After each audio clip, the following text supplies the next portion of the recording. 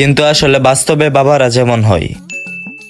আব্বা স্কুল দেয় 50 টাকা দেও। কি 50 টাকা লই তুই স্কুলে বাসাস? আমার বিয়ার সময় আমি যৌতুকই পাইছি 50 টাকা, আর এই তুই 50 টাকা লই স্কুলে বাসাস?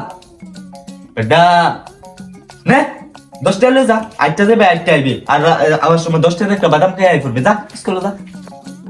রে তুই আর টিভি দেখতাছিস কে পড়া লিয়া বাদ দে। আসর বালা ফরবার বইছিলাম, অন আবাজে রাত 10টা, অন হাইরে রিমোটটা খালি আত লইলাম। মাত্র 5 ঘন্টা ফেরি তোর পড়া শেষ। আমি তোর বয়সে থাকতে সারাটা দিন পড়তাম কে খাওয়া দাওয়া কে টিভি দেয়া, যা পড় বাবা। মানে সারাদিন পড়ে পাস করাবে না, 5 ঘন্টা পড়ে আমি ফাঁস করে আলবো। দেখাচ্ছ তুলাবান।